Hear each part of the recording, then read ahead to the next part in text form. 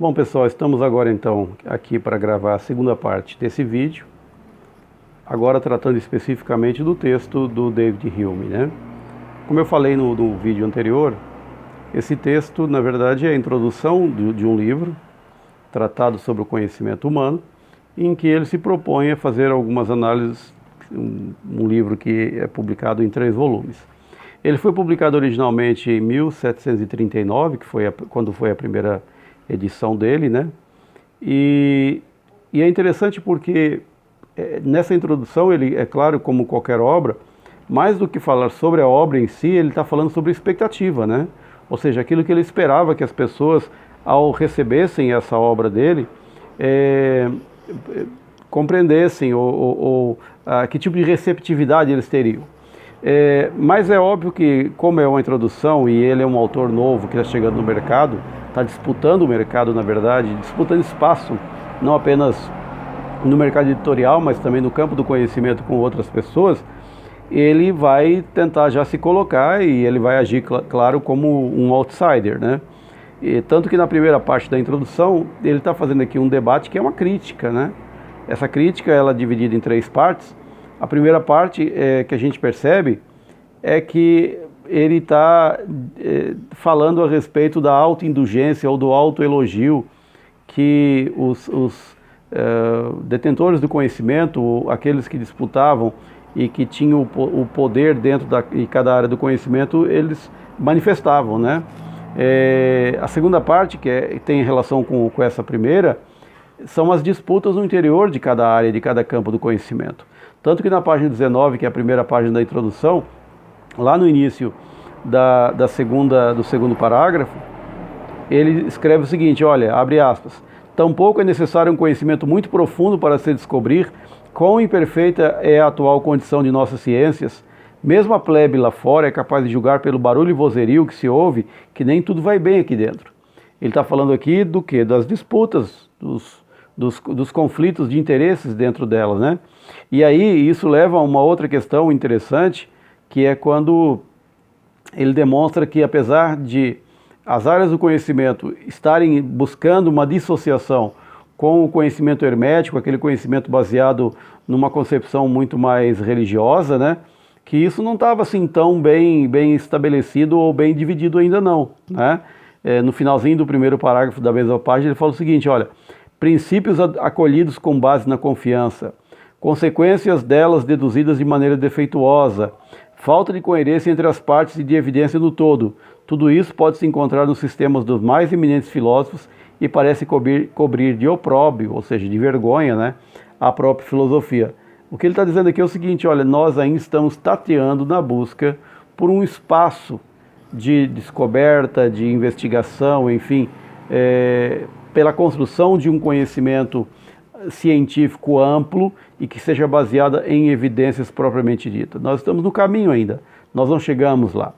O terceiro elemento que é possível perceber aqui nas páginas, né, é que ele está, aliás eu abro um parênteses para dizer que isso vai ficar mais evidente na segunda edição, ele fica surpreso com a falta de curiosidade que as pessoas comuns, que ele chama aqui de plebe, tinham com aquilo que era o conhecimento.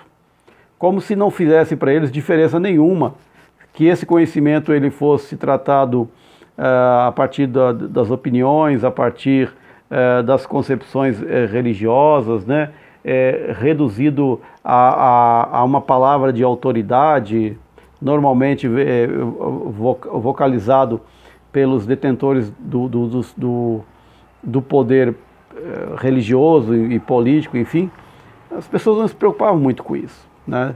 Desde que isso permitisse-as que tocassem a própria vida, estava tudo bem. Então é uma preocupação que ele tinha em relação a isso. Um elemento fundamental que eu penso é a ideia de que o conhecimento, tal como o conhecimento religioso, né, ou seja, aquele conhecimento unívoco anterior do período hermético, de que o conhecimento estava correndo um risco de se transformar apenas numa narrativa. A ideia de que quem conseguia organizar melhor as ideias e ter uma narrativa melhor do que o outro pudesse ser festejado ou pudesse ser mais bem recebido do que aquele que baseava os argumentos deles em sólidos conhecimentos científicos, né? Então, a retórica exuberante, né, a capacidade de mesmerizar multidões, a capacidade de falar bem, se sobrepujava ao próprio conteúdo dessa fala. Essa era uma preocupação que ele tinha e que, segundo ele, isso era um problema, né? Olha, em meio a todo esse alvoroço, não é a razão que conquista os louros, mas a eloquência. Isso é muito comum. O Fontana, que é um historiador catalão que já faleceu, ele falava sobre o surgimento dentro da cultura de massas do conhecimento como uma arte, né? Ele falava que, por exemplo, entre os franceses, os historiadores, os sociólogos, os filósofos mais bem conhecidos não eram aqueles que tinham um conhecimento mais bem embasado, eram aqueles que sabiam falar bem em público. E aí viram então especialistas de televisão, ou de rádio, ou de jornal, por exemplo, chamados a opinar porque tinham uma palavra fácil, né? Então esse era um problema que o David Hume também percebia lá na época dele. Bom, eu quero pegar aqui 3 pontos para a gente poder avançar, porque eu não quero que esse vídeo seja muito longo. Questões que para mim são importantes. A primeira delas, está na página 20, é que ele está preocupado com uma questão. Essa questão é a seguinte: não é o conhecimento em si o objeto de estudos dele. Para ele, o mais importante é entender como é que se processa esse conhecimento na mente da pessoa.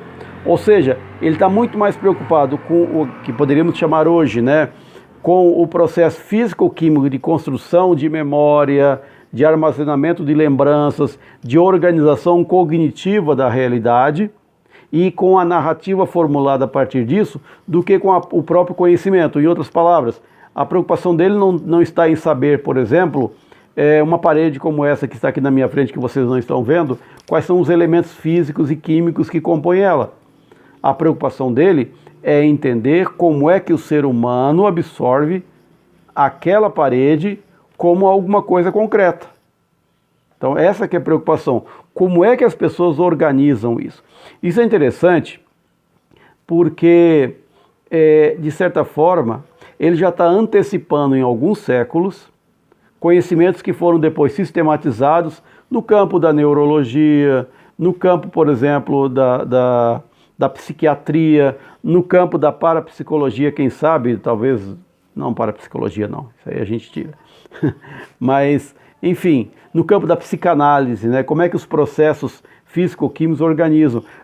Falar em certas doenças que nós temos hoje, por exemplo, como a depressão e outras mais, nós não estamos falando de doenças que sejam sintomáticas no campo físico, né? Mas que podem também acarretar algum tipo de problema como esse. Mas são doenças do pensamento. Como é que uma pessoa que tem tudo, que aparentemente é bem-sucedido, de repente se prostra por causa de uma depressão, a ponto de muitas vezes chegar ao suicídio? Isso acontece continuamente, cotidianamente, melhor dizendo. Essa era a preocupação dele. Claro que não direcionado para isso especificamente, mas o que ele queria compreender era a forma como a pessoa construiu o conhecimento. Ele está trazendo aqui nenhuma inovação, aliás, ele não está trazendo nenhuma inovação. Ele está retornando ao método socrático. Qual que é o método socrático? É ter o homem como base para compreender a natureza, né? Compreendendo como o homem formula essas questões, se tornaria mais fácil para que a gente compreendesse a própria natureza, né? Uma questão que eu falei, por exemplo, a questão do naturalismo, né, lá no primeiro vídeo, em que a gente entendeu que utilizar os métodos científicos era possível, inclusive, para que se criassem previsões, ou seja, leis naturais para compreender o funcionamento, né, da natureza. Isso podia ser aplicado às pessoas também. Compreender a forma como as pessoas organizavam o seu pensamento era um caminho, inclusive, para que pudesse prever, né, a forma como as pessoas iriam atuar em algumas circunstâncias. No final do século XIX, uma série de formuladores, de pensadores que que criaram, né, um campo de conhecimento, por exemplo, né, os sociólogos, eles acabaram também indo por esse caminho, tentando criar essas leis naturais, apesar que não conseguiram, não da forma como eles imaginavam, né? Mas tem um trecho na página 21 que deixa isso muito claro. Olha, é impossível dizer, aqui ele está falando, né, de algumas áreas do conhecimento, é impossível dizer que transformações e melhoramentos seríamos capazes de operar nessas ciências. Ciências que ele está falando aqui é matemática, filosofia da natureza e religião natural.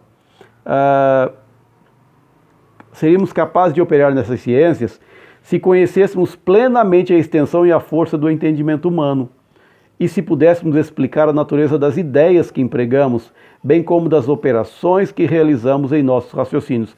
Portanto, compreender a forma como os homens organizam as ideias, a forma como os homens conseguem articular, não apenas aprender e armazenar, mas articular esses diversos saberes, era o caminho para que as próprias ciências se ampliassem. Essa era a visão dele. Interessante aqui, abrindo um parênteses, é que ele trata que, no mesmo patamar, a matemática, a filosofia da natureza e a religião natural, né? Essa religião natural, ela depois vai ser trazida ou tratada também, antes e depois, né? Por outras pessoas, mas enfim, aqui não é o nosso caminho. O que a gente está pensando aqui é que o que ele está querendo dizer é que ao compreender a ideia de organização comportamental, ao compreender os métodos ou a forma como os homens organizam as suas ideias, constrói os seus julgamentos, né, os seus juízos de valor, essas formas tinham relação com a forma como se constrói o conhecimento científico. Tá? O segundo ponto que eu quero chamar a atenção aqui, que não é muito claro nesse texto aqui, mas que se percebe na leitura do livro dele como todo, é que ele rejeitava o idealismo. Para ele, compreender a forma como as pessoas pensavam era fundamental para que aí as pessoas pudessem ir para a realidade, pudessem ir para a natureza em si, para investigar, sabendo dos limites que cada um tem do seu próprio pensamento. Agora, ele rejeitava, por exemplo, que houvesse, né, algum elemento a priorístico na construção do conhecimento. Como assim? Ele rejeitava o idealismo, a ideia de que existe uma relação entre um mundo ideal e um mundo real. A ideia de que aquilo que se apresenta para nós seria automaticamente uma cópia ou uma representação, mesmo que imperfeita, de algo que já existe. Explico um pouco melhor. Quando a gente pensa em cadeira, para ele o importante era investigar o objeto, o material que é feito, a ergonomia, né? O modelo, a cor, enfim, o objeto em si.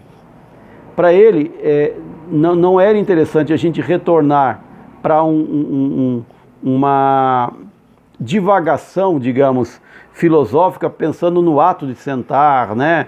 A relação de classe, de privilégio que se implica, a questão do descanso, enfim, não é isso. Essa preocupação para ele, ou seja, não existia uma relação específica entre o objeto e uma essência que aquele objeto significa. Aquele objeto não representa nada que está oculto. Aquele objeto é o objeto. Eu tenho que analisar isso. Um terceiro ponto, e aí eu quero terminar falando a respeito disso, que para mim também é extremamente importante, é que o Hume, quando ele pensava no conhecimento, ele pensava no conhecimento longe daquela visão utilitária que muita gente passou a ter depois disso. Ou seja, o conhecimento, ele em si, ele é importante para usar aqui, é importante que eu desenvolva o meu conhecimento das engenharias, disso ou daquilo, porque eu vou construir coisas. Para ele, isso é apenas, digamos, um aspecto tangencial do conhecimento. Se eu conheço o homem forma como o homem vive, a forma como ele se organiza, a forma como ele organiza o pensamento, eu vou perceber então que todas as coisas que estão ao redor, naturais ou construídas pelo homem, além da questão utilitarista, elas são uma emanação do sentido que eu dou à própria natureza humana. Veja que agora é uma questão interessante, não é aquele mundo ideal. O objeto já existe idealmente. Não, o objeto é fruto da natureza, da necessidade do ser humano. Ele é um produto da ação humana, é um produto do pensamento humano, da criatividade humana. Esse objeto, digamos assim, ele só tem sentido de existência quando eu dialogo para pensar o que é que me motivou a construir aquele objeto. Quando eu penso em termos de conhecimento da realidade, para além dos objetos construídos, mas pensando da realidade natural, é a mesma coisa, né? O que eu desejo quando eu me ponho a investigar alguma coisa do mundo natural, né? Não é alguma coisa que existe por si só. É alguma coisa que existe porque eu trouxe aquilo como possibilidade de análise, eu problematizei aquilo e aí então eu organizei aquilo sistematizei aquilo como conhecimento. E outra coisa, ligado a isso também, que eu acho que é fundamental, por mais que o David Hume ele recusasse, por exemplo, que a ciência ela derivasse de uma concepção a priori, de uma opinião, de uma visão de mundo a priori, nunca o resultado da ciência nunca era alguma coisa que fosse despojado, esvaziado, né, da relação que o ser humano estabelecia com aquilo. Explicando um pouquinho melhor. Mesmo que eu me abstivesse de fazer ponderações ou reflexões filosóficas sobre alguma coisa e eu me permitisse interpretar apenas a partir da descrição dela, por exemplo, se eu olho uma manhã, né, ensolarada e eu estou vendo lá o céu azul, as nuvens branquinhas, o sol, né, as árvores balançando ao vento, a própria descrição disso, até porque eu estou utilizando uma linguagem para descrever isso, é também uma interpretação. Então, entender isso é fundamental porque o homem e as suas concepções que lhe fazem, digamos, no sentido mais profundo, né, também vão definir aquilo que ele está investigando. Também vão definir aquilo que se torna um problema para ele, né? Por que eu investigo alguma coisa? Porque aquilo é um problema para mim. Mas aquilo que é um problema para você não é problema para o outro. Então mesmo a escolha da pesquisa, de certa forma, está relacionada com a construção do quem eu sou. E além disso, também tem um outro elemento, por exemplo, a descrição não é nunca igual à descrição do outro.